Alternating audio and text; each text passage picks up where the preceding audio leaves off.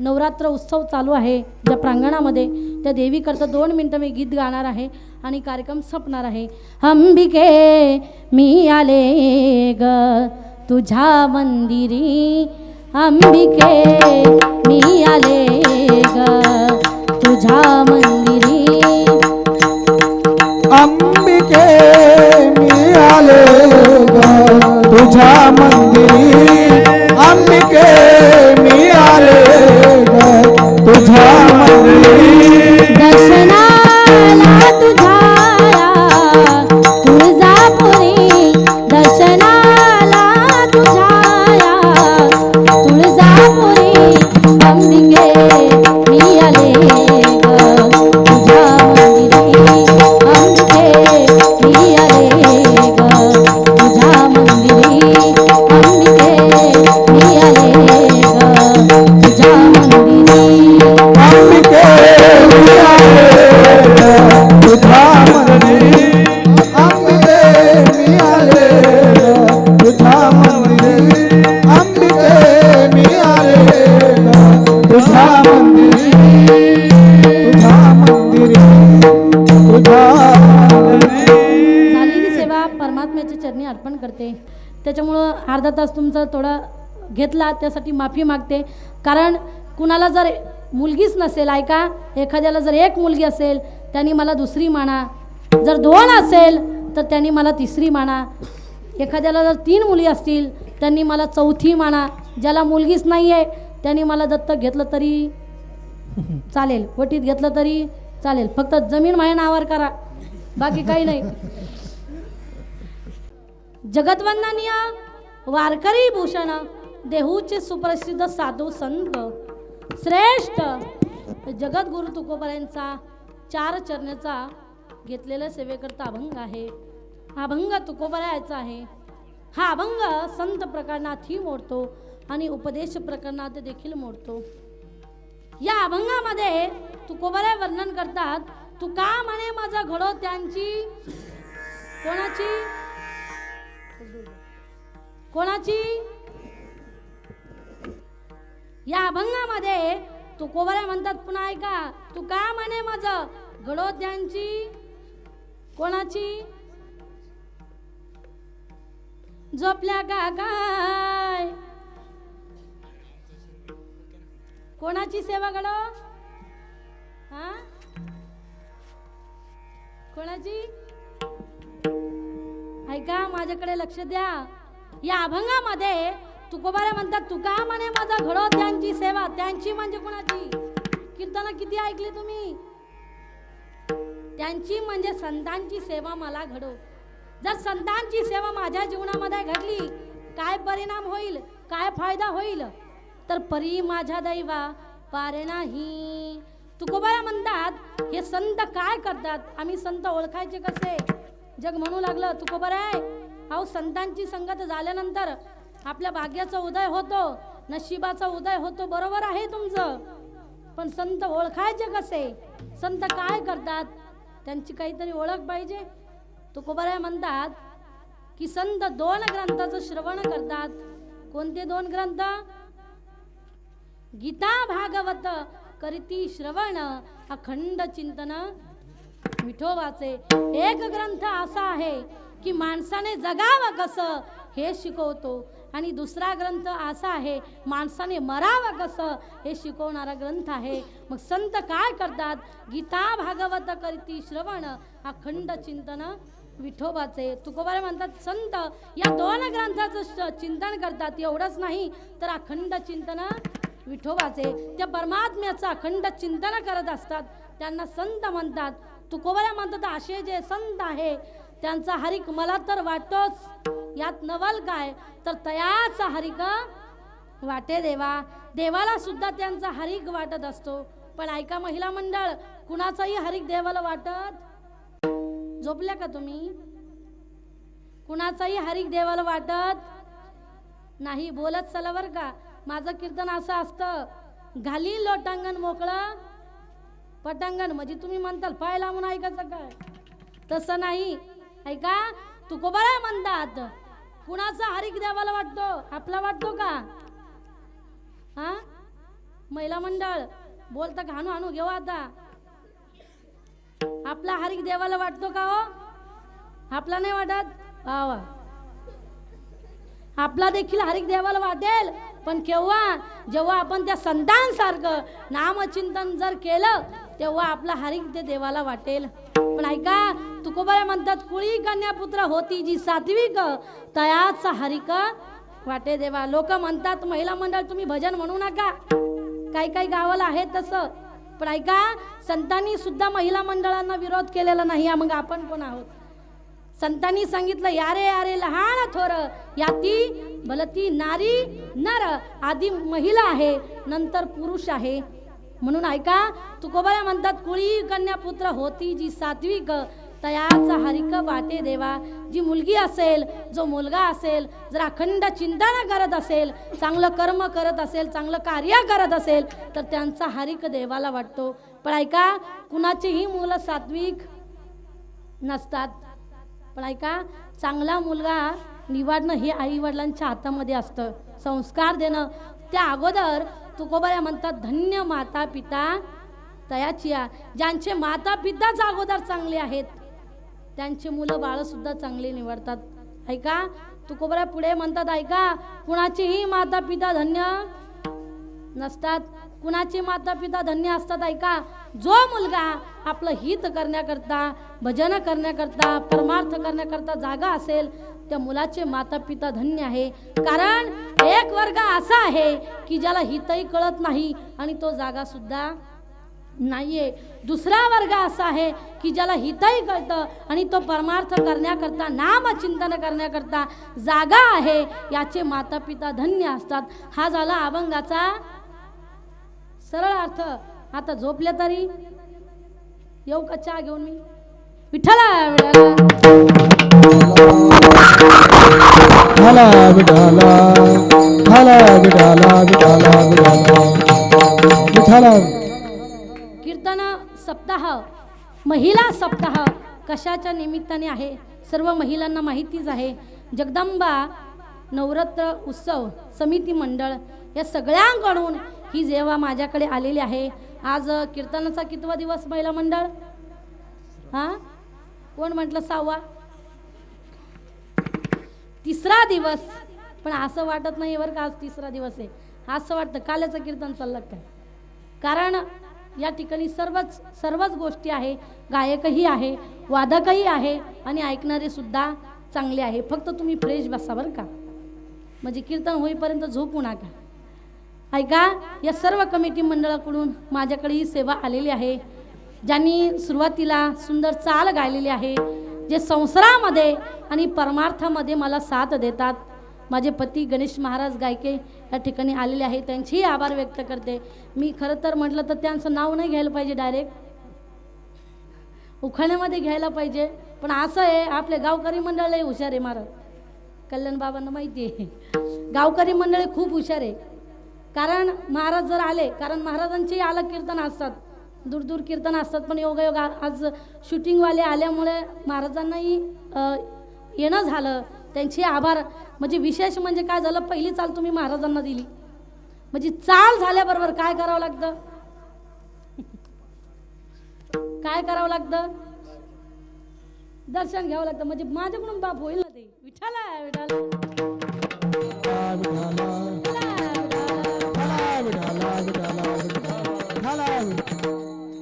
ऐका, तुम्हाला जर वाटत असेल की मी उखाण्यामध्ये नाव घ्यावं तर घेऊ का? संप्रदाय वारकरी संप्रदाय. ऐका बरं का महिला मंडळ, तुम्हाला नंतर टाळ्या वाजवायचे. संप्रदाय वारकरी संप्रदाय. वारकरी संप्रदायाचं नाक आहे विना. गणेश महाराज गायके यांचं नाव घेते. तुम्ही प्रेमाने एकदा विठ्ठल विठ्ठल म्हणा. विठ्ठल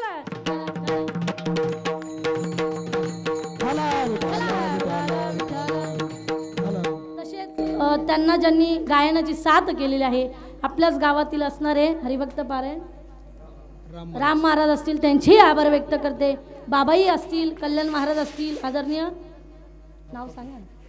हां, कानपूर खराब झालेले वयमानानं.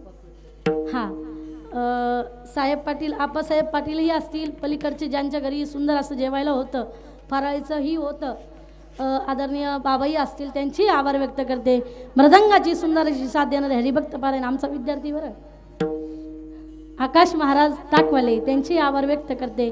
आमच्या ढोरकीर म्हणून आलेले विद्यार्थीचे आत्यांतेही आहे त्यांचेही आभार व्यक्त करते. विनयकरी बाबा असतील, पेटी मास्तर आहे. आणि ऐका, ज्यांच्यामुळे आज सगळ्या महाराष्ट्रामध्ये तुमच्या गावाचं नाव वरती जाणार आहे आमचे शूटिंगवाले दादाई, त्यांच्याकरता एकदा जोरदार टाळ्या झाल्या पाहिजे. ऐका, शूटिंग तुम्ही जी पाहता मुलांनो, यूट्यूबला कीर्तन असतात. बाबांनी सांगितलं की आम्ही खूप वेळा प्रार्थना केले काही काही लोकांना, पण ऐका, शूटिंगवाले सहजी येत नाही, पण आम्ही खूप आग्रह केला त्यामुळे तेही आले. त्यांचे आभार व्यक्त करते. सर्व महिला मंडळ असेल, पुरुष मंडळ असतील, शिष्टमयी सुंदर आहे. या दुर्गा माताच्या द्वारामध्ये आपल्याला थोडंसं चिंतन पाहिजे. विठाला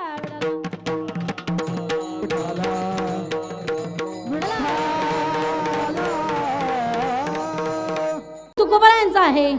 अभंग फार सुंदर आहे. या अभंगामध्ये तुकोबाऱ्या म्हणतात, तुका म्हणे माझा घडो त्यांची सेवा. कुणाची?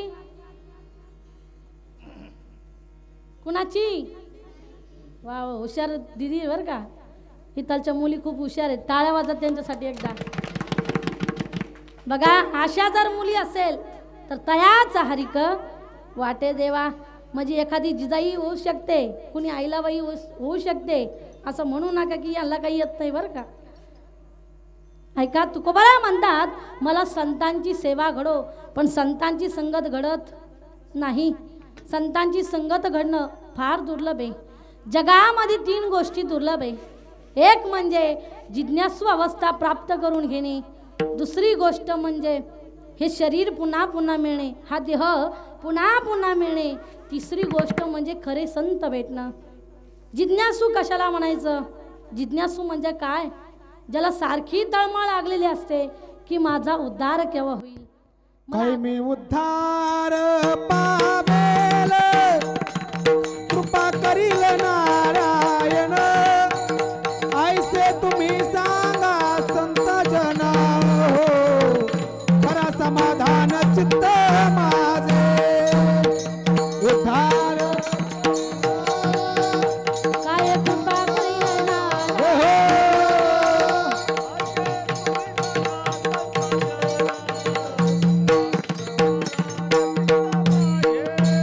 काय मी उद्धार पावेल, काय कृपा करील नारायण, काय मी उद्धार पावेल, काय कृपा करील नारायण, ऐसे तुम्ही सांगा संत जना. खरा समाधान चित्त माझे.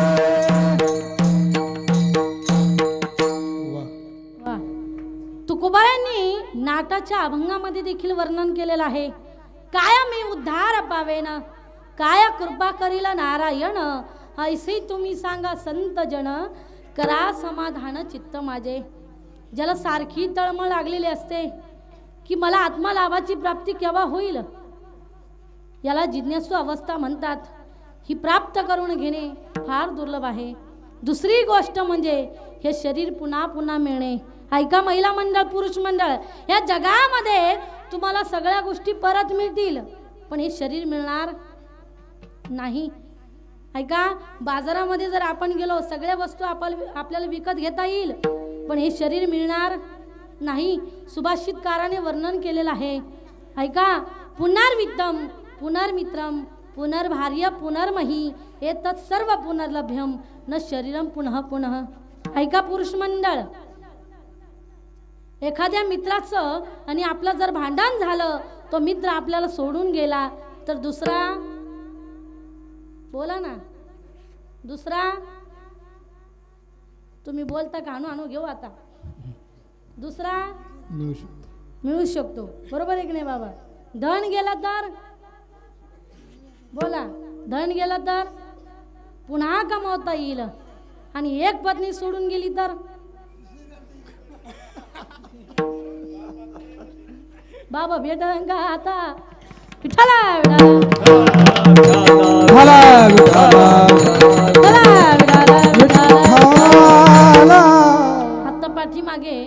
संभाजीनगरमध्ये माझं कीर्तन होतं.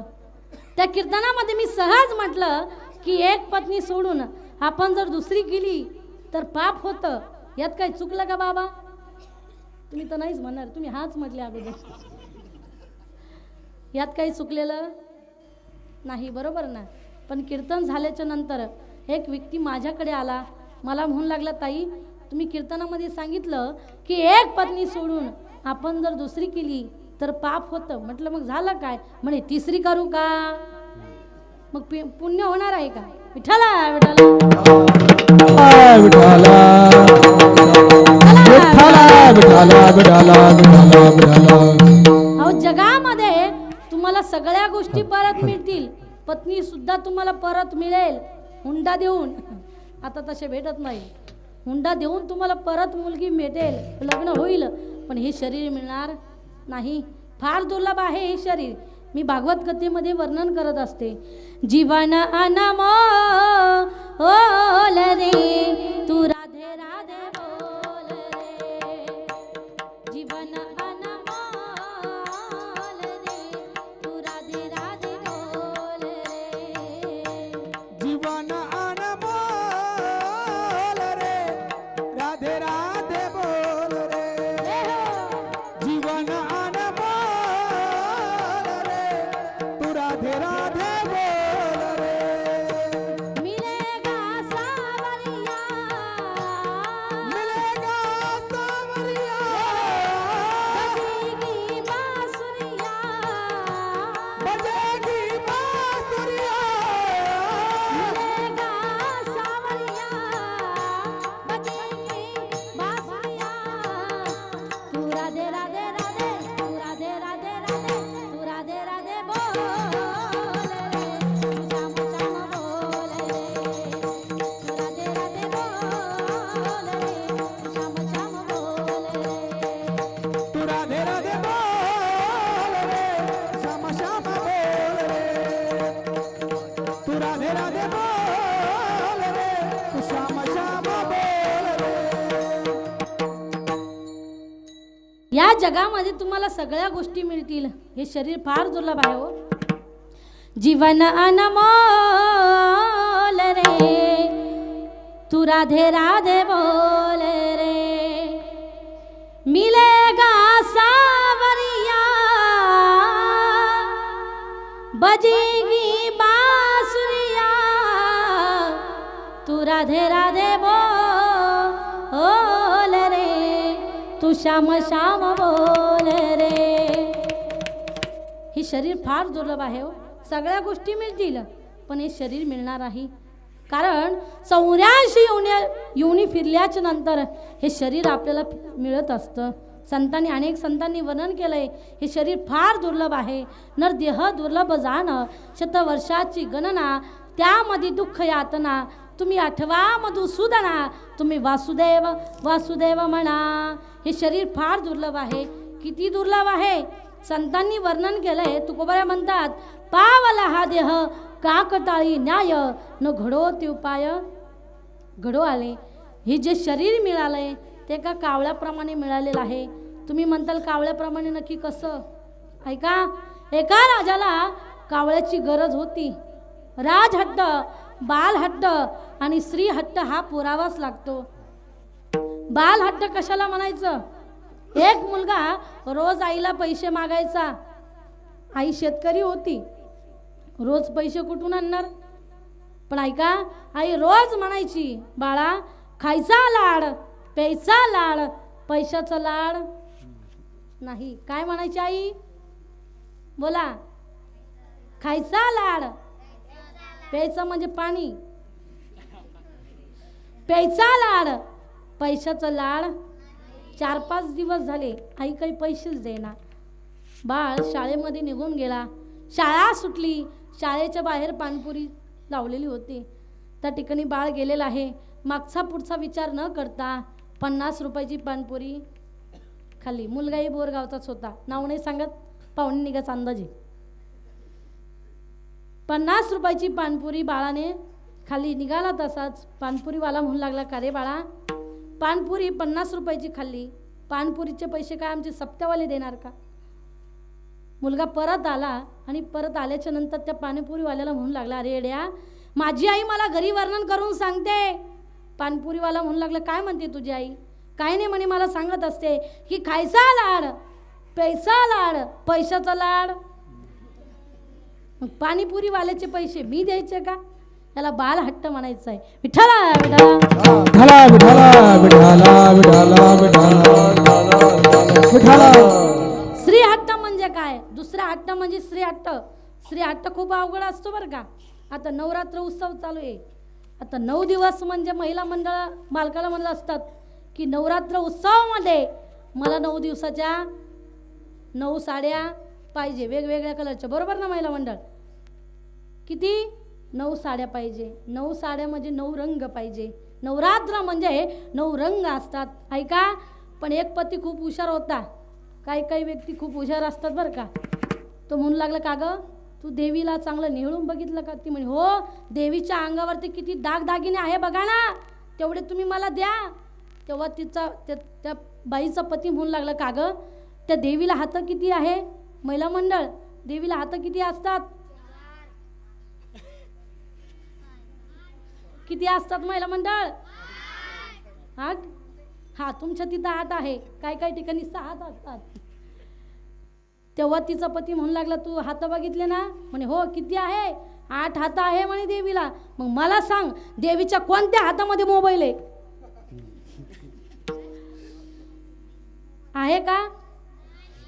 मग आपण कशा साड्या मागायचे? विठ्ठला विठ्ठला विठ्ठला विठ्ठला विठ्ठला. काही स्त्री हट्ट खूप अवघड असतो बरं का. मला सांगा पुरुष मंडळ, स्त्री हट्ट कशासाठी असतो? हा, लग्न झाले का तुमचे? कशासाठी असतो? सोन्यासाठी असतो, साडीसाठी असतो, दागिन्यासाठी स्त्री हट्ट असतो. संक्रांत आल्यावर कळतं बघा धडाका कसा असतो. मग पण ऐका, एक स्त्री अशी होती, तिला सोनंही आवडत नव्हतं, पण ऐका, ती म्हणू लागली, अहो स्वामी, तुम्ही मला असा वाद्य आणून दाखवा की जे जगामध्ये कुणाकडेच नसलं पाहिजे. तिच्या पतीने तिला पेटी आणून दिली, पखवाज आणून दिला, तबलाही आणून दिला, बासरी आणून दिली, एवढंच नाही तर ढोलकी सुद्धा आणून दिली महाराज. पण तिला काही वाद्य ते पटाना. ती म्हणू लागली, या जगामध्ये हे वाद्य आहे, मला असं वाद्य आणून दाखवा तुम्ही की ते जगामध्ये कुणाकडेच नसलं पाहिजे. आता तो विचार करू लागला. तो होता शेतकरी माणूस. तो विचार करू लागला, आता असं वाद्य आणायचं कुठून? तुम्ही वाद्य जर नाही आणलं तर तुम्हाला जेवायला भेटणार. घराच्या बाहेर काढून दिलं. आता हा फिरता फिरता गेला. गल्लीमध्ये फिरत असताना काय झालं, त्याचा मित्र भेटला. मित्र होता भिल्ल समाजाचा. ऐका, तो मित्र म्हणू लागला, का रे बाबा, खूप टेन्शनमध्ये दिसतो. काय नाही म्हणे, पत्नीने सांगितलं मला असा वाद्य आणून दाखवा की ते जगामध्ये कुणाकडेच नसलं पाहिजे. ठीक आहे म्हणे, तू काळजी करू नको, एक काम कर म्हणे, एक कापड आणून दे 1 मीटर, आणि एक मडका आणून दे, एक सुतुळी आणून दे म्हणे, दुसरा काहीच नको. तो म्हणे ठीक आहे, आणून देतो. तो भिल्ल समाजाचा मुलगा ते मडकं घेऊन एका चिंचीच्या झाडावरती गेला रात्रीच्या वेळेला, आणि आगामवळ हुळवलं त्याने. आग्यामवळ त्या मडक्यामध्ये कोंडलं, वरून फडकं लावलं, बांधून घेतलं. दुसऱ्या दिवशी मित्राकडे आला, घे म्हणे तुझं वाद्य तयार आहे. तो मित्र म्हणू लागले, अरे बाबा, मी सुद्धा असं वाद्य कधी पाहिलं नाही. अरे पण बरोबर आहे, पण याला वाजायचं कसं? मित्र म्हणू लागला, खूप सोपं आहे म्हणे, काही नाही म्हणे, फक्त त्याच्या चप्पीहून हात फिरायचा एकदा. पण वाजायचं कसं म्हणे? काही नाही, फक्त त्याच्यावरून थाप मारायचं म्हणे. थाप मारली की लगेच आवाजाचा भणन आवाज येऊ लागलेला आहे. पण ऐका, ते वाद्य तो मुलगा घरी घेऊन आला, पत्नीला दिलं. बघ म्हणे, तुझ्यासाठी नवीन वाद्य आणलेलं आहे, पेटी नाही, पखवाज नाही, तबलाही नाही म्हणे, नवीन वाद्य आणलं, असं जगामध्ये कुणाकडेच नाही. पत्नी एवढी खुश झाली, एवढी खुश झाली, उड्याच मारू लागली. पण ठीक आहे म्हणे, पण याला वाजायचं कसं? काय नाही म्हणे, त्याच्यावरून हात फिरवायचा आणि एकदा थाप मारायची, लगेच आवाज येतो म्हणे. ठीक आहे म्हणे, पण ऐका, बयाची जात अशी असती, तिला कुठलीही वस्तू आणून द्या, ती दुसऱ्याला दाखवल्याशिवाय राहणार नाही. आणि असं एक गोष्ट, पोटात तर काहीच राहत नाही त्यांच्या. तुला म्हणून सांगते, कोणालाच सांगू नको. तुला म्हणून सांगते, कोणालाच सांगू नको. तुला म्हणून सांगते, कोणालाच सांगून अख्ख्या गावाला येडा येतो, शेवटी हिच्याकडेच येतो देव. जी गावामध्ये शेवटची बाई असती तिला सांगते, तुला म्हणून सांगते, अगं ती मग मी सांगितलं ये. पण ऐका, ती बाईने विचार केला हे वाद्य आपण आपल्या मैत्रिणीला दाखवलं पाहिजे. खूप हुशार होती ती. आता गल्लीतल्या सगळ्या मैत्रिणी गोळा केल्या. आता त्या गावामध्ये एक नवीन मॅडम आलेली होती शाळेमधली. 1 महिना झाला तिला येऊन. पण ऐका, त्या मॅडमला सुद्धा त्या ठिकाणी तिने बोलवलं. काय नाही म्हणे, आमच्या मालकाने एक वाद्य आणलेलं आहे म्हणे, तुम्हाला दाखवायचं. सगळ्या जणी रूममध्ये गोळा झाल्या. नवऱ्याला दिलं बाहेर काढून. पण नवरा खूप हुशार होता. त्यांना वाटलं आता बायाची सभा बसली, गप्पा चप्पा होणार, वाद्य पाहणार, काय म्हणे आपण इथं बसून तरी काय करणार. ते काय केलं त्यांनी, बाहेर जात असताना दरवाजाची कडी लावून घेतली बाहेरून, गेला मंदिराकडे निघून. आता जी वाद्यवाली होती ती खूप आनंदात होती. सगळ्यांना चहा दिला, नाश्ता दिला. आणि जी मास्तरीन बाई होती ती म्हणू लागली, अहो ताई बरोबर आहे, मी हे वाद्य कधीच पाहिलेलं नाही, पण याला वाजायचं कसं. ती म्हणे काही नाही म्हणे, फक्त वरतून एक हात फिरायचा आणि जोरात थाप मारायची. तिने हात फिरला, थाप मारली आणि आवाज येऊ लागला भन. पण महाराज असं करता करता मॅडम बाई लईच रंगात आली. ती म्हणू लागली, आपण याच्यावरती डान्स करू. डान्स, नवरात्र उत्सव चालू आहे म्हणे, आपण डान्स करू. सगळ्या जणी त्या तालावरती नाचू लागल्या. ठुमका धरला, त्यांनी ताल धरला. सगळ्या जणी नाचता नाचता एवढ्या रंगात आल्या. जी सरपंचीन बाई होती का, ती म्हणू लागली, अहो ताई हे वाद्य, या वाद्याचं तोंड बंद असताना जर एवढा आवाज येतो, जर तोंड खोललं तर किती मोठा आवाज येईल. आता इथपर्यंतच गचरा होणं येणे. त्या मॅडमनी काय केलं, त्या मडक्याचं तोंड खोललं. त्याच्यामध्ये काय होतं, आग्या मावळ. मग अशा चावल्या. 4 दिवस झालं उपवास होता त्यांना नवरात्राचा. अशा चावल्या हे एकमेकीला ओळखू येईना. तेवढ्यामध्ये अशा मोठ्याने ओरडू लागल्या त्या. एक गल्लीतून माणूस चालला होता. जात असताना तो मंदिराकडे गेला आणि जो मालक होता, घरमालक, मडका आणून देणारा, वाद्य आणून देणारा, त्याला सांगितला, हो तुमच्या घरामधून महिलेचा मोठ्याने आवाज येऊ लागला. हा म्हणू लागला, हां आता शिक त्यांचा डान्स रंगामध्ये आला वाटतं. आशा नाचू लागल्या, आशावर उडू लागल्या. अर्धा तास झाला. हा पुन्हा घराकडे आला. कडी उघडली. सुरुवातीला याची पत्नी समोर आली. तो म्हणू लागला, ताई मी तुम्हाला कुठेतरी पाहिल्यासारखं वाटतं. ती म्हणे, देईन कानाखाली ठेवून, मी तुझी बायको आहे म्हणे. याला काय म्हणायचं, स्त्रीहट्ट. स्त्रीहट्ट खूप अवघड असतो. म्हणून जगामध्ये मला सांगायचं, तिसरी गोष्ट फार दुर्लभ आहे. राजाला कावळ्याची गरज होती. राजानं सांगितलं, जो कुणी मला एक कावळा सापडून देईल त्याला 5,000 रुपये बक्षीस देण्यात येईल. त्याच नगरामधून एक साधू महात्मे स्नानाला चालले होते. जात असताना साधू महाराज त्या ठिकाणी नदीजवळ गेलेले आहे. स्नान केलं, वरती आले आणि टाळी वाजून भजन करू लागले. विठ्ठल माझा माझा माझा माझा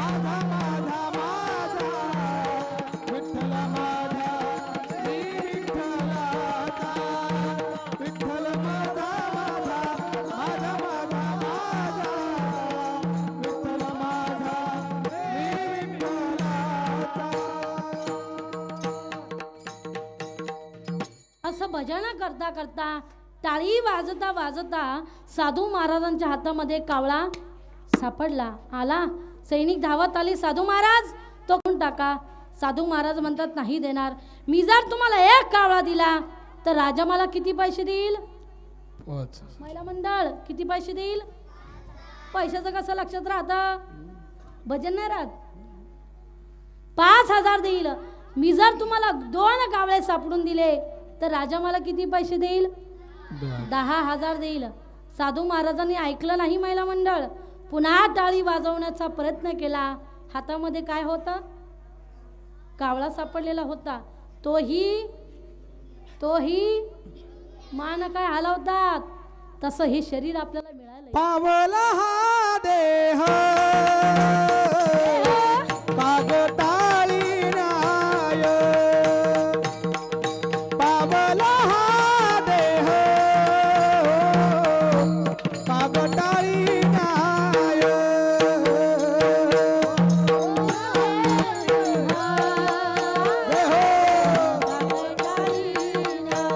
वा वा वा.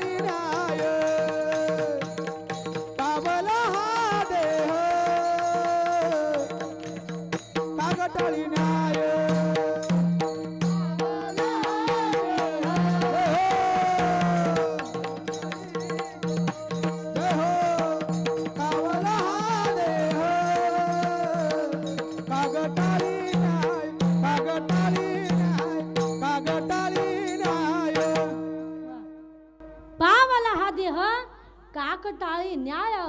त्या कावळ्याप्रमाणे महिला मंडळ पुरुष मंडळ आपल्याला हे शरीर मिळालेलं आहे. जगामध्ये सगळ्या गोष्टी मिळतील पण हे शरीर मिळणार नाही. अहो माणूस मेल्याच्या नंतर जवळचा माणूस रडतो का काय हसतो हेही माणसाला कळत नाही. हे शरीर फार दुर्लभ आहे. जगामध्ये तुम्हाला सगळ्या गोष्टी मिळतील पण शरीर मिळणार नाही. फार दुर्लभ आहे. माणसाला वाटतं माझ्याकडे धन आहे सगळ्या गोष्टी आहे पण माणूस काहीच बरोबर येणार नाही. ऐका संतांनी सांगितलंय की जे शरीर आहे देवाने दिलेलं आहे हे शरीर सुद्धा शेवटला तो ओढून येतोय. धन आपल्याबरोबर येत नाही. काहीच आपल्याबरोबर येत नाही. ज्या वेळेला तो देव आपल्याला हाक मारतो ना आपल्याला सगळं सोडून जावं लागतं. म्हणून हे शरीर फार दुर्लभ आहे. तिसरी गोष्ट म्हणजे खरे संत भेटणं. जगामध्ये तुम्हाला सगळ्या गोष्टी मिळतील. तुम्ही म्हणताल खरे संत आम्ही ओळखायचे कसे. बस स्टँडवरती आपल्याला रोज संत दिसतात पण ते खरे संत आहेत का. नाही. एका गावामध्ये असेच साधू महाराज आलेले आहेत.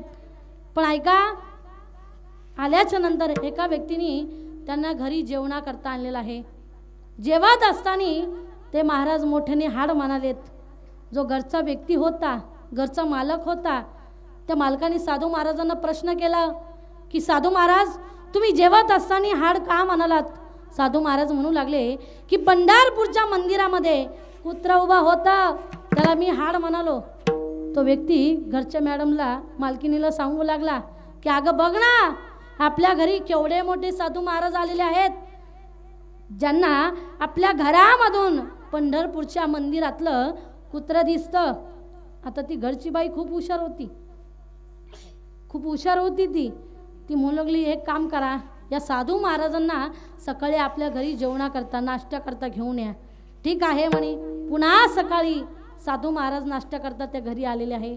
नाश्ता करता त्या बाईने भजे आणि शिरा बनवला. काय बनवला महिला मंडळ. तुम्ही नाही काय बनवला. भजे आणि शिरा. भजे कळते का महिला मंडळ. भजन बोंड वेगळे असते का. आता आमच्या काकांच्या घरी सुंदर भोजन होतं महाराज. भजे लाडू सगळ्या गोष्टी होत्या पण काकांचं नावच आहे ना मला. हां लक्ष्मण काका. काकांच्या घरी एवढे सुंदर भजे बनवले होते. असे भजनही खाऊ घालीत आम्हाला कधी कधी. आम्हाला असे भजे असते काही काही ठिकाणी समोरच्याला फेकून मारलं तर टेंगुळ येईल. असे वजे असते आणि ते वजे कढईत नाही तळीत, त्याला तव्यावर भाजीते. ते वजे काही काही ठिकाणी आम्हाला महाराज लोकांना खायला असते. पण लक्ष्मण काकांच्या घरी सुंदर भोजन होतं. असे भजे बनवले त्या बाईने, असे भजे बनवले, सुंदर बनवले. पण ऐका, सुरुवातीने तिने आपल्या पतीला वाढून दिलं. एका प्लेटमध्ये शिरा आणलेला आहे, एका प्लेटमध्ये भजे आणले. मला संतांबद्दल सांगायचं आहे तुम्हाला. प्लेट आणत असताना तिनं आपल्या पतीला वाढून दिलं. नंतर साधू महाराजांना वाढून घेऊन येणार तर एकच प्लेट आणली.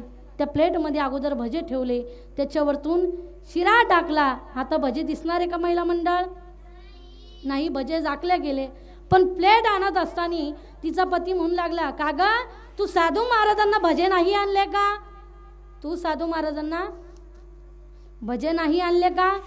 तेव्हा ती पत्नी म्हणू लागली, अहो काल या साधू महाराजांना आपल्या घरामधून कोणतं कुत्र दिसत होतं? पंढरपूरच्या मंदिरातलं. मग या साधू महाराजांना आज शिऱ्याखालचे भजे दिसत नाही का? असे संत आहे. पोटासाठी संत झाले करीत बहुत. मग संत म्हणायचं कुणाला? तेची संत, तेची संत, तेची संत, तेची संत, तेची संत, तेची संत, तेची संत, तेची संत, तेची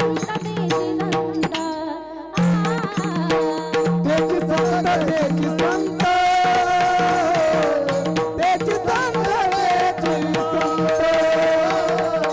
संत, तेची संत, तेची संत, तेची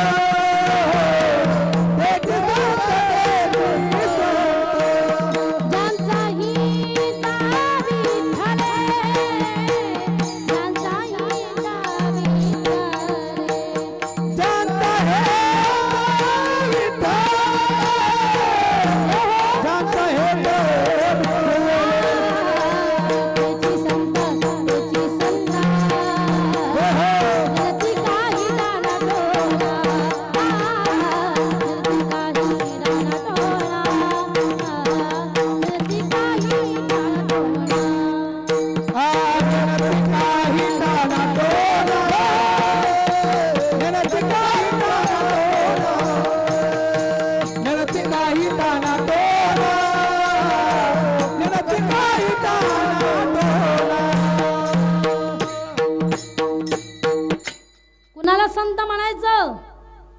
तेची संत, तेची संत, ज्यांचं हित, ज्यांचं हितच तो परमात्मा आहे, जो कन्हैया आहे, अशांना संत म्हणायचं. मग तुकोबाया म्हणतात, अशा खऱ्या संताची माझ्या जीवनामध्ये मला संगत घडली. काय परिणाम झाला? अभंगाच्या शेवटच्या चरणामध्ये तू काम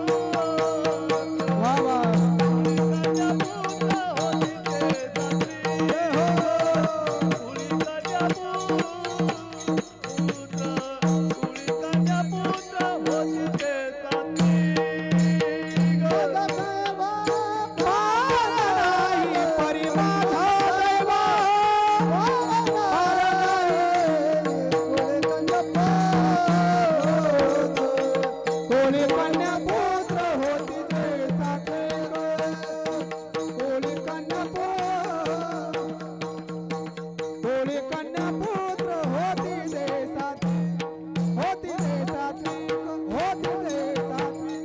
तुकोबाराय म्हणतात तुका म्हणे माझा घडो त्यांची सेवा, संतांची सेवा करा करा, संगत करा, परिणाम काय होईल परी माझ्या दैवा पार नाही. तुम्हाला परत ही संधी भेटणार नहीं. जब तक जिंदगी है फुर्सत नहीं मिलेगी काम से, जब तक जिंदगी है फुर्सत नहीं मिलेगी काम से, उस समय ऐसा निकालो प्रेम करो मेरे शाम से. जगामध्ये आपल्या बरोबर काहीच येणार नाही. अरे पाने वाला कौन है, खोने वाला कौन है, पाने वाला कौन है और खोने वाला कौन है. अरे इस जहां में यारो किसका होने वाला कौन है, क्यों किसी मैयत का मातम कर रहे हो यारो. अरे मरने वाला क्या बताए की रोने वाला कोण है. म्हणून संतांची संगत करा. संतांची संगत जर केली तर परी माझ्या दैवा पार नाही. संतांच्या संगतीमध्ये फायदा आहे. काय फायदा आहे तर संतांच्या संगतीमध्ये गेल्याच्या नंतर आपल्याला सुद्धा अखंड चिंतन करता येतं, घडतं. संत काय करतात तर अखंड चिंतन विठोबाचे. संतांनी अखंड चिंतन केलं. ऐका महिला मंडळ, अर्जुनाचं रोम रोम देखील कृष्ण कृष्ण म्हणत होतं. महिला मंडळ, जनाबाईच्या गौऱ्या देखील विठ्ठल विठ्ठल म्हणत होत्या. गौऱ्या कळत्या का? आता शिटीला गौऱ्या काही राहिलेल्या नाही. आता शेगडी आली, आकडे सगळं गॅस आलेत, बरोबर का नाही. इथलचं नाही सांगत बरं का, मी आमच्या गावाकडचं सांगते. आणि तिकडे गेल्यावर ऐका, मला सांगायचं की संतांची संगत फार दुर्लभ आहे. जगामध्ये तुम्हाला सगळ्या गोष्टी मिळतील, पण संतांची संगतीमध्ये काय फायदा आहे तर अखंड चिंतन आपल्याला घडतं. जनाबाईच्या गौऱ्या देखील विठ्ठल विठ्ठल म्हणत होत्या. आपलं तोंड देखील विठ्ठल विठ्ठल म्हणत. आता ते गौऱ्याही राहिले नाही. आता मिक्सर आले, कुकर आले, बसा शिट्ट्या वाजीत, बरोबर का नाही. शिट्ट्या मोजायच्या. आता जुन्या काळातलं काही राहिलेलं नाही. पण ऐका, संभाजीनगरची एक मुलगी आमच्या गावामध्ये दिली. आता पूर्वीच्या काळामध्ये खेड्यागावाला मोठे वाडे राहायचे बघा. आणखीनही आहे काही काही ठिकाणी. त्या वाड्यामध्ये पूर्वीच्या काळामध्ये मोठे रांजण राहायचे अंगणामध्ये. आणि मोठी रवी असायची, रवी दही उसळण करायची. पण ऐका, ती शिटीची मुलगी खेड्यागावामध्ये दिली. तिने घरामधल्या सगळ्या वस्तू पाहिल्या, मग तिला ती मोठी रवी काही कळाली नाही. दही उसळण करायची रवी तिला कळालीच नाही. एकदा धाडस करून तिने सासूबाईला विचारलं, का हो सासूबाई, ही हनुमंताची गदा आपल्या घरामध्ये कस काय, कशाला म्हटली ती. दही उसळण करायच्या रवीला. मग तुम्हाला गौऱ्या कळत्या ना. अहो, जनाबाईच्या गौऱ्या देखील विठ्ठल विठ्ठल म्हणत होत्या. संतांनी अखंड चिंतन केले. तुकोबाराय म्हणतात, सदा नाम घोष करू हरिकथा, तेने सदा चित्ता समाधान. माझ्या हनुमंतजींनी सुद्धा अखंड चिंतन केले हो. श्रीराम जानकी बैठे मेरे सीने में, देख लो मेरे दिल के नगीने में, देख लो मेरे दिल के नगीने में. श्री राम जानकी बैठे मेरे सीने में. संतांनी अखंड चिंतन केले. गातो आवडीने तुझे गुणनाम, तुझा माझा राम, तू घनश्याम. गातो आवडीने. अखंड नामचिंतन केलेलं आहे. ऐका महिला मंडळ, आपल्या बरोबर काहीच येणार नाही हो. आपल्याला वाटतं की माझ्याकडे बंगला आहे, गाडी आहे, आपल्या बरोबर कुणीच येणार नाही. मला सांगा, आपल्याकडे कितीही किमतीचा बंगला असला महिला मंडळ, आपल्याला त्या बंगल्यामध्ये जाणार आहे का हो? झोपल्या का काय? आपल्याला त्या बंगल्यामध्ये जाणार आहे का? म्हणून माणसाने त्या गोष्टीचा गर्व नाही केला पाहिजे. शेवटी आपल्याला 4 पत्राची रूम आहे. माणसाकडे कितीही किमतीची गाडी असू द्या, 4 चाकाची, तरी शेवटी आपल्याला किती जणांच्या खांद्यावर जायचं? मी गेले नाही, जाताना सांगा. चौघांच्याच खांद्यावरती जायचंय. आपल्याकडे कितीही किमतीचं बाथरूम असू द्या, मला सांगा शेवटची आपली आंघोळ कुठे असणार आहे? हा, अंगणामध्ये ओट्यावर सुद्धा ठेवत नाही, गल्लीमध्ये ठेवतात आपल्याला. आपल्याकडे शेगडी असू द्या, चुला असू द्या, कुठलीही गोष्ट असू द्या, गॅस असू द्या, पण आपलं शेवटचं जे पातेलं तापलं जातं आंघोळीचं, ते कुठे तापतात? हा, गल्लीमध्ये, ते पण महिला मंडळ. लक्ष ठेवा, इटाची चूल नाही मांडत, त्यांना वाटतं पाणी पडलं मग दगडाची चूल मांडतात आणि त्या पाण्याची आपल्याला आंघोळ असते. आहे का? शेवटच्या वेळेला आपली पत्नी आपल्या बरोबर येत नाही, मुलंही आपल्या बरोबर येत नाही का? नाही रे, नाही कुणाचे कोणी, नाही रे, नाही कुणाचे कोणी, नाही रे, नाही कुणाचे कोणी, नाही रे, नाही कुणाचे कोणी. बहीण कुणाची, भाव कुणाचा, कोण कुणाचे सखे सोय रे. मेल्या मागी सर्व रातीला, तुटतील धागे दोरे, दोरे, तुटतील धागे दोरे. नाही रे, जय हो. नाही कुणाचे कोणी, नाही रे, नाही कुणाचे कोणी. नाही रे, नाही कुणाचे कोणी, नाही रे, नाही कुणाचे कोणी. कुणाचे कोणी, कुणाचे कोणी. हे बघा, आपल्याला वाटतं की भाऊ माझा आहे, बहीण माझी आहे, पण ऐका, खरं संकट जर आपल्यावरती आलं तर हे सगळे सोडून आपल्याला निघून जातात.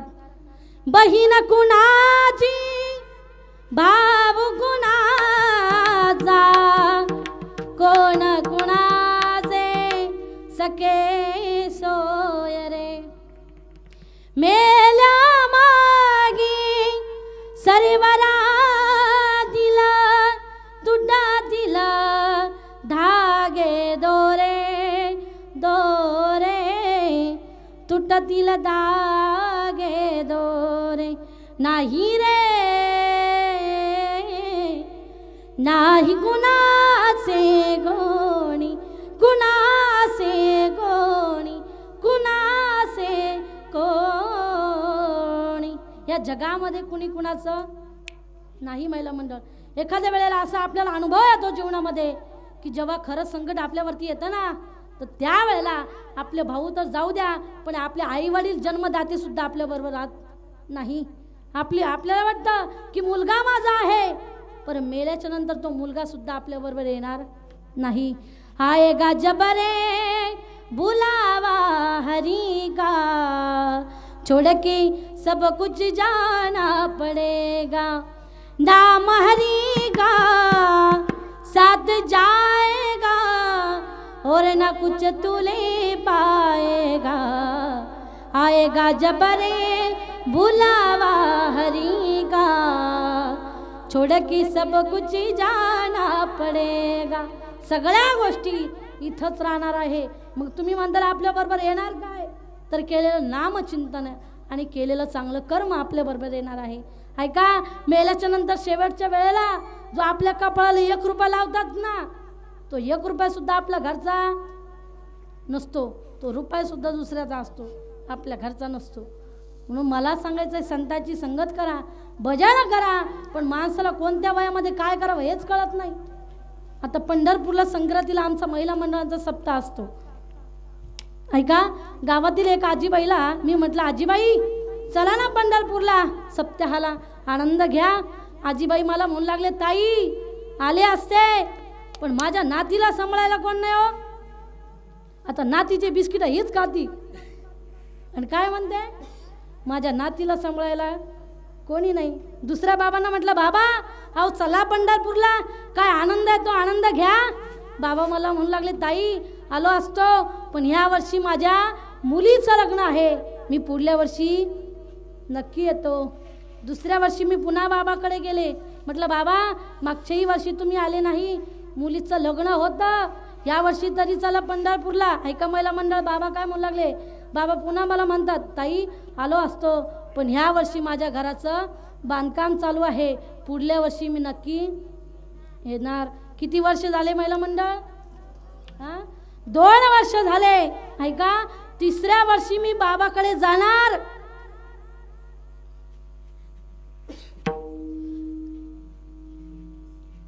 मेला गेला, गेला म्हणजे पंढरपूरला नाही, डायरेक्ट देवाकडंच. म्हणून माणसाने कोणत्या वयामध्ये काय केलं पाहिजे, परमार्थ कोणत्या वयामध्ये केलं पाहिजे, मी कथेमध्ये सांगत असते. ऐका महिला मंडळ, कोणत्या वयामध्ये माणसाने काय करावं, ऐका लक्ष देऊन. आपलं कोणत्या वयामध्ये आपण काय करतो, आपल्याबरोबर काय घडतं, लक्ष देऊन ऐका. मी कमी करा थोडा, याचा शिट्टी वाजते. ऐका, आपल्या बरोबर काय घडतं, आपण कोणत्या वयामध्ये काय करतो. 10 वर्ष बालपण, 10 वर्ष आपले कशामध्ये जातात, बालपणामध्ये आपले 10 वर्ष तसेच निघून जातात. ऐका, कोणत्या वयामध्ये माणूस काय करतो, 10 वर्ष बालपण, 20 वर्ष तारुण्य. 20 वर्षामध्ये माणूस काय करतो, काय करतो माणूस 20 वर्षामध्ये, कळतं का, व्यसन करतो माणूस. 10 वर्ष बालपण, 20 वर्ष तारुण्य, अंगी भरला मदन. माणसाला वाटतं त्या तरुणपणामध्ये माझ्यामध्ये ताकद आहे, माझा हात कुणी धरू शकत नाही. ऐका, 10 वर्ष बालपण, 20 वर्ष तारुण्य, अंगी भरला मदन, मग तो कैसा सावधान. त्या वेळेला माणूस सावध होत नाही. ऐका, 20 वर्षाच्या नंतर किती येतात महिला मंडळ, 30. ऐका, 30 वर्षामध्ये आपल्या बरोबर काय घडतं पुरुष मंडळ. 30 वर्ष होती दारापुत्र मागे फिरती. 30 वर्षामध्ये आपलं लग्न होतं. ती म्हटली, खाली बाई आहेस, खाली बसावं लागतं, उठावं लागतं. ऐका, संसारामध्ये असं घडतं. माणसा माग 30 वर्षामध्ये काय होतं, दारापुत्र मागे फिरती, पत्नी मुलं लेकरं बाळा आपल्या पाठीमागे फिरत असतात. ऐका, 30 वर्ष होती दारापुत्र मागे फिरती, प्रपंच लागे पाठी, आना आना आना आना करता करता हे बाबा कवा काना होतो, दुसऱ्यालाही मेळ लागत नाही. 30 वर्ष होती दारापुत्र मागे फिरती, प्रपंच लागे पाठी, मग तो कैसा परमार्थी. ऐका, 30 वर्षाच्या नंतर किती येतात, झोपू नका, तुमचं पण सांगणार आहे. 40 वर्ष होती, 40 वर्ष झाली, डोळा 40 आली. डोळ्याला काय लागतं 40 वर्षामध्ये, चष्मेवाल्याला नाही म्हणत बरं मी. चष्मा म्हणजे तुमचा काचचा नाही, संसाराचा चष्मा. डोळ्यास भुरळ पडली, कैसे दूर आणि जवळी. 40 वर्षामध्ये आपल्या डोळ्याला चष्मा लागतो. 40 वर्षाच्या नंतर महिला मंडळ किती येतात, 50 वर्षामध्ये आपल्या बरोबर काय घडतं. ऐका, 50 वर्ष होती हलती दातांच्या पंगती. पंक्ती कळते का, दाताच्या पंक्ती, काही कायच्या पंक्ती उठा द्या, पण महाराज परमार्थ कळत नाही.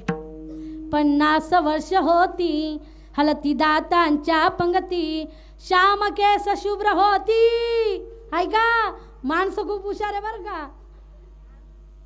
संतांनी सांगितलं आहे की माणसाचा डोक्याचा एक केस पांढरा झाला की माणसाने संसार सोडावा आणि परमार्थ करावा. एका वन, ऐका अर्थ खूप गोड आहे. एका वन, एका वन लागलं की माणसाने वनात जावं आणि तप करावं. पण माणूस संसार सोडत नाही.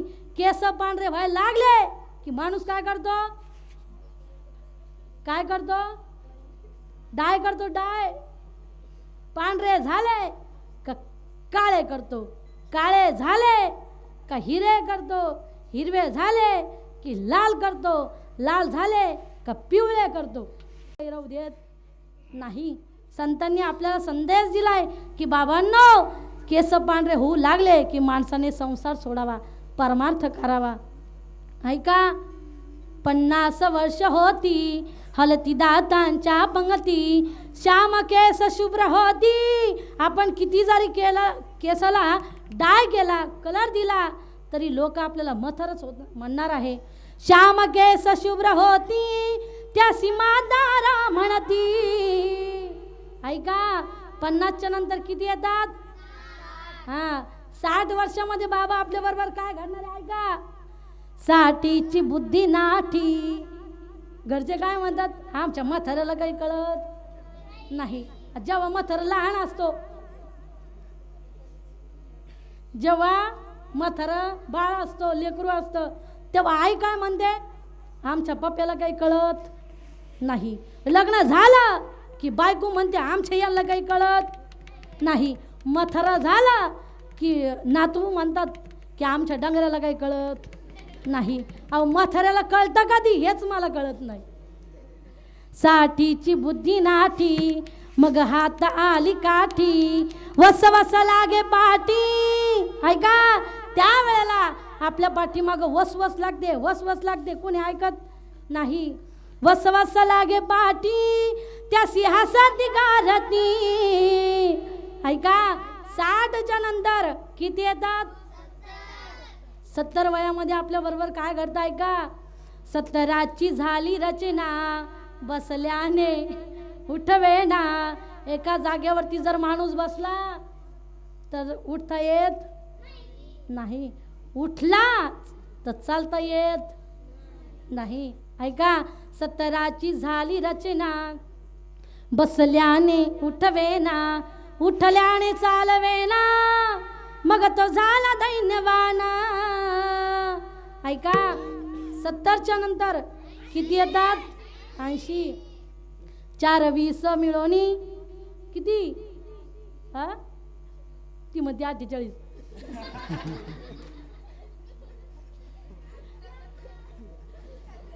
लेकरं खूप हुशार असतं बरं का. एका ठिकाणी मी म्हटलं 12 आणि 12, ती म्हणते 16. 4 20 मिळून बोला ना. जमला आता. शाळा चांगली पक्की दिसते यांची. 4 20 मिळून 80, मग तो झाला अपयशी. ऐका, माणूस कसा होतो नंतर? कुणी ऐकत नाही. लेकरं सुद्धा आपले ऐकत नाही. जेव्हा ऐकत होते आपलं, तेव्हा आपण परमार्थ केला नाही. ऐका, ज्या वेळेला आपले पाय चांगले असतात त्यावेळेस आपण तीर्थयात्रा केल्या नाही. ज्या वेळेला आपले हात चांगले होते त्यावेळेस आपण हाताने टाळी वाजली नाही. तोंड चांगलं होतं त्यावेळेला आपण या तोंडाने विठ्ठल विठ्ठल म्हणलो नाही. ऐका, जर आपल्याला वाटलं पंढरपूरला जायचं तर गुडघेच विठ्ठल विठ्ठल म्हणते. जायचं कसं? 4 20 मिळून 80, मग तो झाला अपयशी. पाण्याविना मछली जैसी, जीव होत का सविसा. सावध सावधान वाचे वदा नारायण. म्हणून माणसाचं शरीर जोपर्यंत चांगलं आहे तोपर्यंत माणसाने संतांची संगत केली पाहिजे. विठ्ठला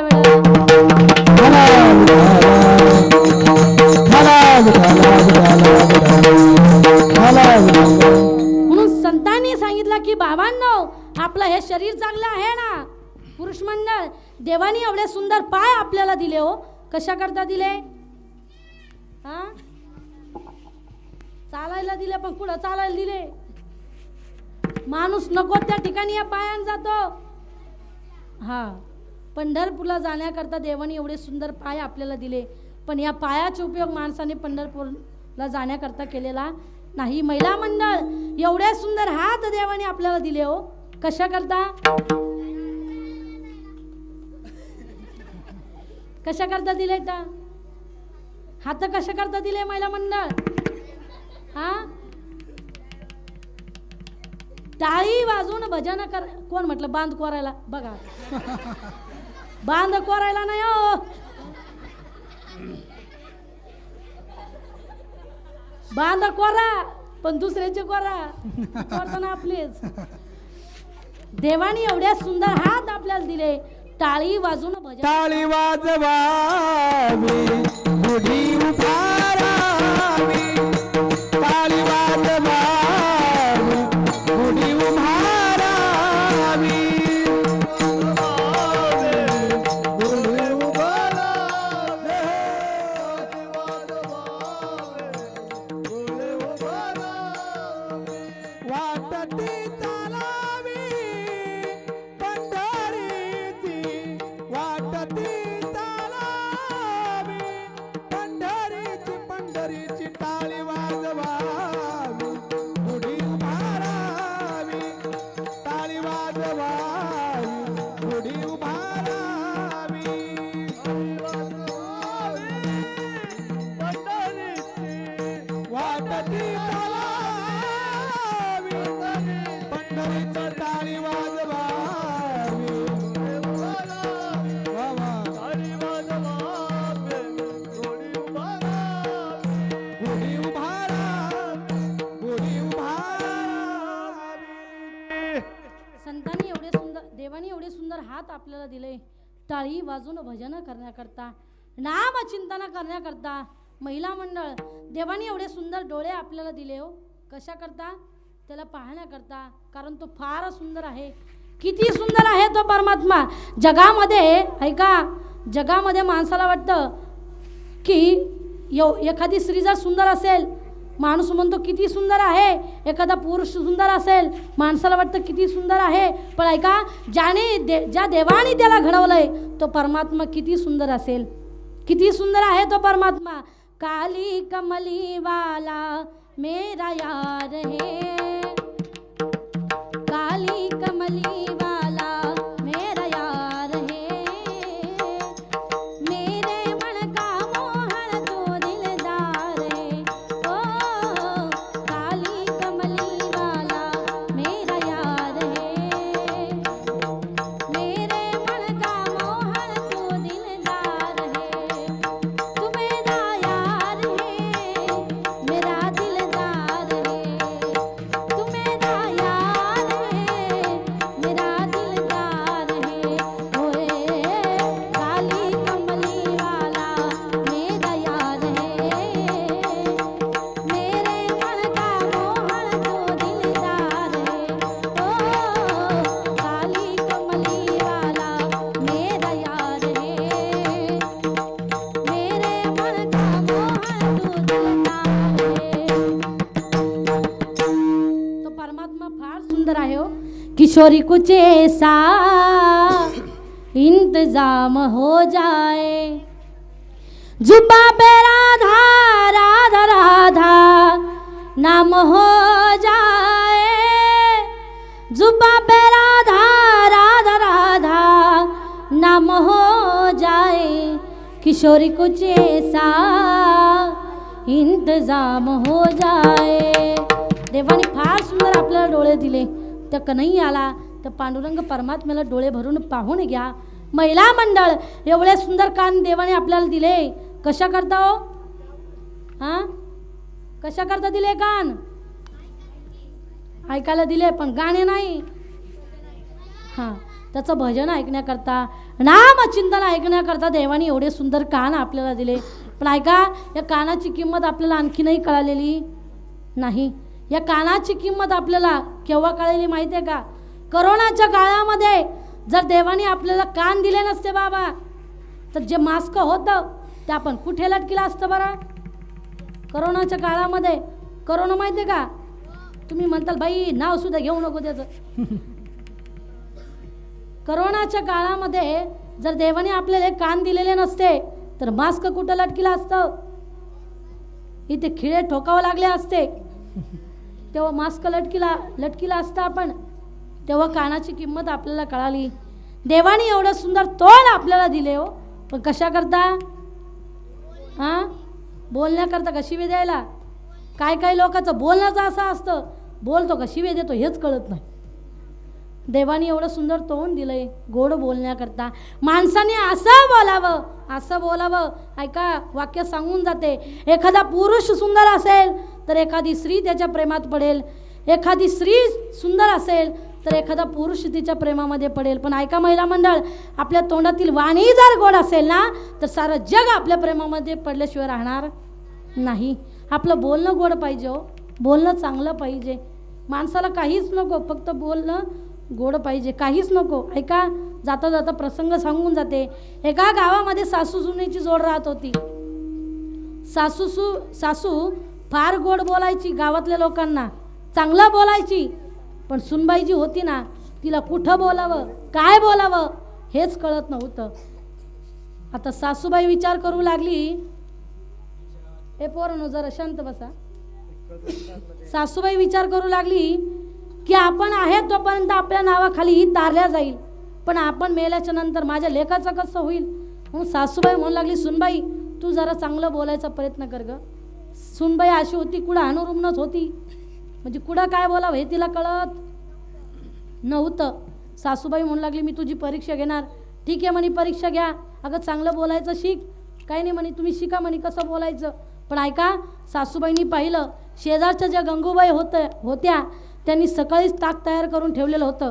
सासूबाईंनी पाहिलं, इथलच्या गंगूबाई नाही बरं का, मी आमच्या तिकडचं सांगते. सुनबाईला म्हणू लागल्या सासूबाई की सुनबाई, आपल्या शेजारच्या ज्या गंगू मावशी आहे ना त्यांच्याकडे जा आणि आपल्याला चरवी भरून ताक घेऊन ये. काय? ताक घेऊन ये, ताक. आता सुनबाई निघाली. सकाळची वेळ होती. मावशांनो, सकाळी सकाळी कुणी झाडून घेत असतं, कुणी स्वयंपाक करत असतं, कुणी पाणी आणत असतं, बरोबर ना. पण ही गंगू मावशी हातामध्ये खराटा घेऊन झाडून घेत होती.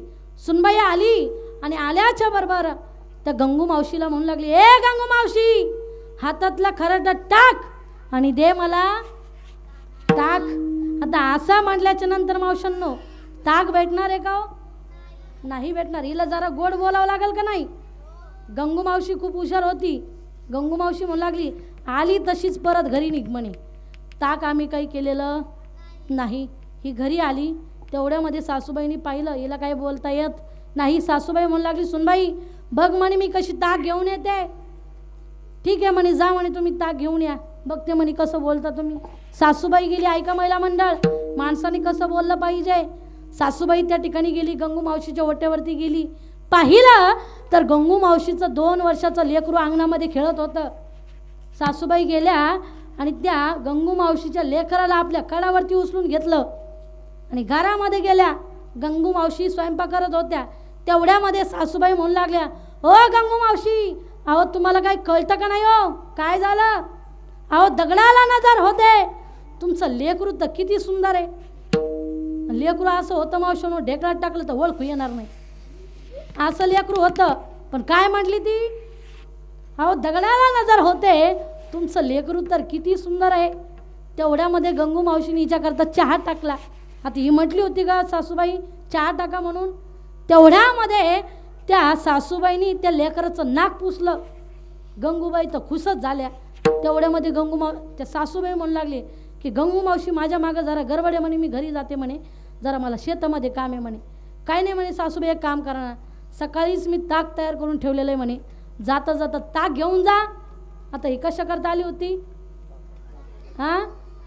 ताक घेण्याकरता आली होती, नेण्याकरता आली होती. सासूबाई फार हुशार होती. सासूबाई म्हणतात, गंगू मावशी, अहो मला जर ताक घेऊन जायचं असतं तर मी चरवी आणली असती ना. तेवढ्यामध्ये गंगू मावशी म्हणते, एक काम करा, माझ्या चरवीमध्ये घेऊन जा, पण ताक घेऊन जा. मला सांगा, हिने ताक मागितलं होतं का? फक्त बोलण्याचा परिणाम.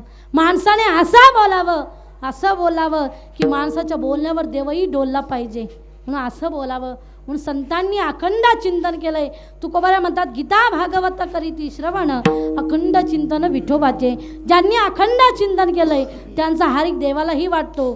तुकोबारा म्हणतात मला तर वाटतोच पण देवाला सुद्धा वाटतो. अभंगाच्या दुसऱ्या चरणामध्ये कुळी कन्या पुत्र होती दे सात्विक. कुळी कन्या पुत्र होती दे सात्विक. होती दे सात्विक.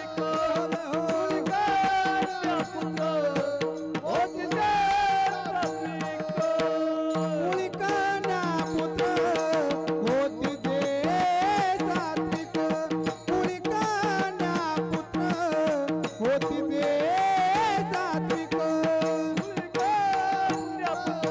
होती दे सात्विक. कुळी कन्या पुत्र होती दे सात्विक. दयाचा हरिक वाट देवा. दयाचा हरिक वाट देवा. हो दयाचा हरिक वाट देवा. दयाचा हरिक वाट देवा. कुळी कन्या पुत्र होती दे सात्विक. कुळी कन्या पुत्र होती दे सात्विक. कुळी कन्या पुत्र होती दे सात्विक. कुळी कन्या पुत्र होती दे सात्विक. उपवास जर करत असेल तर अशांचा हरिक देवाला वाटतो. ऐका आत्ता पाठीमागे एक हे होऊन गेलं बघा, सभा होऊन गेलेली आहे मनोज पाटील जरांगेची. ऐका त्या माणसाने एवढंच केलं की जगामध्ये एवढंच दाखवून गेलं की मराठी लोकांची म्हणजे हिंदू लोकांची ताकद काय असते हे दुसऱ्या समाजाला दाखवून गेला तो. म्हणून मला सांगायचं आहे की कुणाची माता पिता धन्य नसतात. शिवाजी महाराजांचं नाव आपोआप निघत नाही हो, त्यांच्या आई अगोदर धन्य आहे. धन्य धन्य थोर आई शिवरायाची जिजाई. धन्य धन्य थोर आई शिवरायाची जिजाई. आज पूजित महाराष्ट्र सारा मुजरा मानाचा मानाचा जिजाईला. मुजरा मानाचा मानाचा जिजाईला. आपल्या मुलांना जर मुलींना जर असे संस्कार दिले तर त्यांना देखील चांगलं वळण लागेल. कारण परमार्थ हा लेकरांना कळायला पाहिजे. बघा दुसरा समाज जो आहे तो लेकरांना मंदिरामध्ये घेऊन जातो आणि आपले लेकरं मंदिरातले घरी जातात. आपले माणसं तशी आहे. आपल्या लोकांना आणखी धर्म कळालेला नाही. आपला माणूस देवपूजा सोडून कुठे जातो, दुकान उघडायला. पण दुसरी समाजाचे लोक ऐका दुकान बंद करून त्यांचं नामचिंतन करण्याकरता येतात. म्हणून मला सांगायचं की धर्माला जागलं पाहिजे आपण. म्हणून कुळी कन्यापुत्र होती जी सात्विक तयाच हरिक वाटे देवा. अहो जसे आई वडील असेल महिला मंडळ तुम्ही जर कीर्तन आले नाही तर तुमच्या मुलांना सुद्धा वळण लागणार नाही. माणूस म्हणतो की माझ्याकडे धन आहे, गाडी आहे, बंगला आहे, सगळ्या गोष्टी आहे, पण माझे मुलं का वाईट आहे याचं कारण असं असतं आपलं पाप असतं. ते आपलं कारण असं आहे आपण जर परमार्थ करण्याकरता जागे नाही आहे आपल्या मुलांना सुद्धा परमार्थ करणार नाही. म्हणून तुकोबाई म्हणतात धन्य माता पिता त्यांचे. कुणाचे? अभंगाच्या प्रथम चरणामध्ये आपण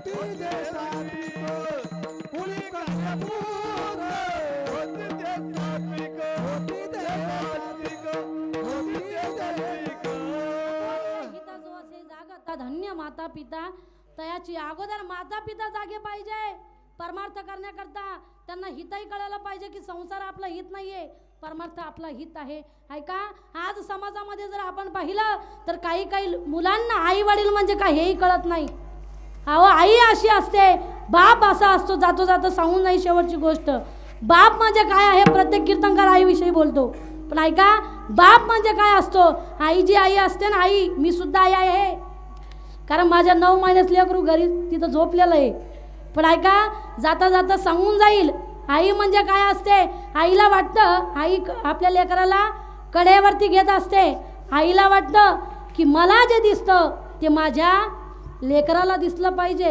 हिला आई म्हणतात पण ऐका बापाचा अधिकार या आईपेक्षाही मोठा असतो बाप जो असतो ना बाप तो मुलाला कुठे घेतो महिला मंडळ आपल्या मुलांसमोर कधी आपल्या पतीचा अपमान करायचा नाही आणि माणसांनो तुम्ही सुद्धा पुरुष मंडळ आपल्या मुलांसमोर कधी पत्नीचा अपमान करायचा नाही कारण संसारामध्ये सुखादुःखामध्ये आपल्याला साथ देणारी जी असते ना ती म्हणजे आपली पत्नी असते आणि महिला मंडळ आपल्याला सुद्धा साथीदार म्हणजे आपला पती असतो जगामध्ये सगळे आपल्याला तोंड मोडून तिकडे दूर जातील पण आपला पती आपल्याला कधी सोडून जाऊ शकत नाही कितीही संकट येऊ द्या पण ऐका मला सांगायचं आहे बाप म्हणजे काय असतो पुरुष मंडळ बाप जो असतो ना तो मुलाला खांद्यावरती घेतो का त्याचं कारण असं असतं तो बाप विचार करतो जे मला दिसत नाही ते माझ्या लेकराला दिसलं पाहिजे म्हणून तो बाप आपल्या मुलाला खांद्यावरती घेत असतो त्याला बाप म्हणतात ऐका आज या जगामध्ये हे मुलांना बाप म्हणजे काय कळत नाही आई म्हणजे काय कळत नाही आहे का त्याचं कारण असतं ऐका एका शाळेमध्ये मुलगा शिकत होता 5वीला होता तो मुलगा रोज शाळेमध्ये जायचा घरी आला की आईला बोलत नव्हता का त्याचं कारण असं होतं की त्या आईला एक डोळा होता त्या मुलाला त्या आईची लाज वाटत होती एका शाळेमध्ये गॅदरिंग असताना सभा असताना सरांनी सांगितलंय शिक्षकांनी की सगळ्यांनी आपल्या पालकांना घेऊन यायचंय या मुलांना वडील नव्हते आई होती पण त्या आईची त्या मुलाला लाज वाटत होती ऐका महिला मंडळ मुलांनी आईला न सांगता मुलगा शाळेमध्ये निघून गेला आईचं अंतकरण कसं असतं ऐका आईला वाटलं की नक्की माझ्या लेकराच्या लक्षामध्ये नसेल मला सांगायचं काय की आई तूही माझ्याबरोबर शाळेमध्ये चाल पण ऐका आई न विचारता त्या शाळेमध्ये आलेली आहे आईला त्या मुलांनी पाहिलं तो मुलगा टेजच्या खाली आला आईला नको ते बोलू लागला शिव्या देऊ लागला आई तुला मी सांगितलं होतं ना तुझी मला लाज वाटते तू माझ्या समोर का आली तू माझ्या शाळेमध्ये का आली असं वाईट तो 5वीचा मुलगा त्या आईला बोलू लागला हो ती आई ढसा ढसा रडत आपल्या घरी आलेली आहे आल्याच्या नंतर मुलगा शिकून शिकून मोठा झाला सर्व्हिसला लागला मुलगा आज शहरामध्ये जाणार मुलाने बॅग भरलेली आहे पण ऐका त्या मुलाला आईची किंमत कळाली नाही हो मुलाने बॅग भरलेली आहे दरवाजाच्या उंबरट्यावरती गेलेला आहे मुलगा मागे वळून पाहिलं आईला वाटलं की आता तरी माझा मुलगा मला म्हणणार की आई तूही माझ्याबरोबर शहरामध्ये चाल माझ्या जवळ राहा पण ऐका महिला मंडळ तो मुलगा काय म्हणला आई तू मला कधीच तोंड दाखवू नको तुझी मला लाज वाटते मला तू कधीच भेटू नको असं वाईट बोलून तो मुलगा निघून गेलेला आहे शहरामध्ये गेला तिकडेच लग्न झालं या आईला वाटलं शेवटची वेळ आलेली आहे आई शेतीमध्ये कष्ट करत होती पण ऐका त्या आईला वाटलं शेवटच्या वेळेला का होईना माझ्या मुलाचं मी तोंड पाहिलं पाहिजे का लेकुराचे हित वाहे माऊलीचे चित्त त्या आईचं अंतकरण काय म्हणत असतं त्या आईलाच माहिती असतं त्या आईला जर लेकरू दिसलं नाही ना त्या आईला विचारा किती यातना होतात पण ऐका या आईला वाटलं की शेवटच्या वेळेला मी माझ्या लेकराला पाहिलं पाहिजे त्यावेळेस आई शहरामध्ये गेली या आईच्या मुलाची मुलं त्या अंगणामध्ये खेळत होती कुणी धक्के देत आहे कुणी मारतंय त्या अंगणामध्ये आई जाऊन पोहोचलेली आहे त्या मुलं घाबरले आईला पाहिल्याबरोबर घाबरून आतमध्ये निघून गेलेले आहे या आईच्या मुलाला वाटलं मुलं का घाबरून आतमध्ये आली पाहिलं तर समोर आई होती आईला पाहिल्याबरोबर तेवढ्यामध्ये त्या आईचा मुलगा तिला शिव्या देऊ लागला. आई, तुला मी सांगितलं होतं ना की तू मला कधीच तोंड दाखवू नको. तुझी मला लाज वाटते का? तुला एक डोळा आहे म्हणून तुझी मला लाज वाटते. आज माझी पत्नी सुद्धा मला नावं ठेवणार, काय म्हणणार, अहो तुमच्या आईला एकच डोळा आहे, मला नाव ठेवणार असं म्हटल्याच्या नंतर ती आई रडत रडत गावाकडे आले. पण ऐका, काही दिवस निघून गेले, काही काळ निघून गेला. नंतर मुलगा गावाकडे आला. मुलाला वाटलं शेतीमध्ये काय चालू आहे आपण पाहिलं पाहिजे. शेजाऱ्याकडे गेला, विचारलं आई कुठे आहे. त्या शेजारीने सांगितलं की अहो आई तर केव्हाचीच निघून गेली. तेवढ्यामध्ये तो निघणार, तेवढ्यामध्ये शेजारी म्हणू लागला, हो जायच्या अगोदर तुमच्या आईने माझ्याकडे एक पत्र लिहून दिलेलं आहे, ते पत्र तुम्ही वाचा. महिला मंडळ पत्र खूप सुंदर आहे, ऐका. त्या आईने त्या पत्रामध्ये सुरुवातीला त्या मुलाकरता शिव्या लिहिलेल्या नव्हत्या. त्या मुलाकरता आईने भरभरून आशीर्वाद दिलेले होते. बाळा तू सुखात राहा, पण ऐक बाळा, जिव्हाळा जगात असताना तुला माझी खूप लाज वाटत होती रे. तू मला कधी बोलला नाही, सुखाने माझ्याबरोबर जेवला नाही का? मला एक डोळा होता, तुला माझी लाज वाटत होती. पण बाळा ऐक, आतापर्यंत जे मी तुला कधी सांगितलेलं नाही ते मी आज या पत्रामध्ये लिहून ठेवलेलं आहे. बाळा तू म्हणत असतो ना तुला एक डोळा आहे, तुला लाज वाटत होती, त्याचं कारण ऐक बाळा. एकदा प्रवासामध्ये असताना तुझे बाबा आणि तुमच्या दोघांचा अपघात झाला. त्याच अपघातामध्ये तुझे बाबा वारले गेले. त्याच अपघातामध्ये बाळा तुझा एक डोळा गेला होता रे. अरे पुढे चालून माझ्या लेकराला कुणी नाव ठेवू नये म्हणून माझा एक डोळा काढून तुला दिला, तुला लावला. त्यावेळेस पत्र वाचून तो मुलगा ढसर रडू लागला. मला सांगा आता ती आई परत येणार आहे का हो? ती आई म्हणत असते, मी तुझ्यासाठी जीवन जाळिले रे बाळा, तुने नाही पाणी पाजिले. मेलावती रडतो कशाला, उगीच ताण नको देऊ घशाला, उगीच ताण नको देऊ घशाला. मी तुझ्यासाठी जीवन जाळिले रे बाळा, तुने नाही पाणी पाजिले. त्याही म्हणत असते, पुष्प फुलांची सजवून डोली, स्मशानात मी बांधली खोली, स्मशानात मी बांधली खोली. आता तुझ्याशी कोणी न बोली, शेवटी अंगठ्याने पाणी प्याली, शेवटी अंगठ्याने पाणी प्याली. जगदिशा तुलाही मानिले रे बाळा, तूने नाही पाणी पाजिले, तूने नाही पाणी पाजिले, तूने नाही पाणी पाजिले. आता तो मुलगा किती रडला महिला मंडळ. तर मला सांगा ती आई परत येणार आहे का? म्हणून मुलाला संस्कार लावणं हे आपलं कर्तव्य असतं. म्हणून धन्य माता पिता तयाचिया. कुणाचे माता पिता धन्य असतात? ज्या अखंड चिंतन करतो जो मुलगा त्याचे माता पिता धन्य असतात. तेच चिंतन आपल्याला सुद्धा करायचंय. विठोबा